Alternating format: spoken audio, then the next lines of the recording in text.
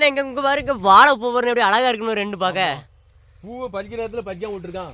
பறிக்கல வந்து என்ன செய்யணும், டக்குன்னு பறிச்சிடணும். எதுக்குன்னா ஏன் பறிக்கணும் அப்படின்னா, இது காய் மட்டும் பறிச்சா மட்டும்தான் அந்த காய் வந்து நல்ல திரண்டு உருண்டு காய் விளைச்சல் உண்டாகும்.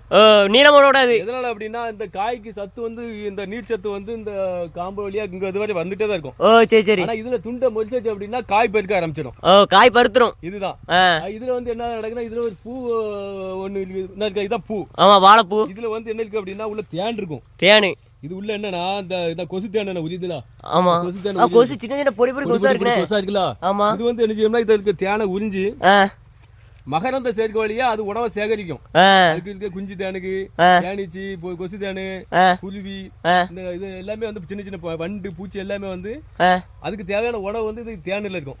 தேனில எதிர எடுத்துக்கிடும். அந்த ஸ்வீட்டை எடுத்து அது கூட்டு கொண்டு போய் குஞ்சுகளுக்கு கொடுக்கும். மகரந்த சேர்க்கை. இதுதான் மகரந்த சேர்க்கை. ஒரு இடத்துல இருந்து இன்னொரு இடத்துக்கு கடத்துறது. அதனால இது அது தின்னுட்டு இருக்கு. ஆனா நம்மளும் இதை சாப்பிடலாம். இதுல பூ எடுத்து இதை கறி வச்சு சாப்பிடலாம். இது நமக்கு நல்ல வயிற்றுக்கு ஸ்டமக்ல நல்ல பிரச்சனை, எந்த பிரச்சனையும் இருக்காது. கிட்னி நல்லா இருக்கும். நல்ல நிறைய பிரச்சனைகளுக்கு தீர்வாகும். ஆனா இதை சாப்பிடணும். சாப்பிடலாம், தண்டு சாப்பிடலாம். ஆனா இப்போதைக்கு இந்த தண்டை வந்து நம்ம பறிக்காம விட்டுருக்கு நமக்கு நல்லது. நான் வீட்டுக்கு கொண்டு போயிடும். உனக்கு நல்லது. சரி, நான் பாப்போம். ஓகே.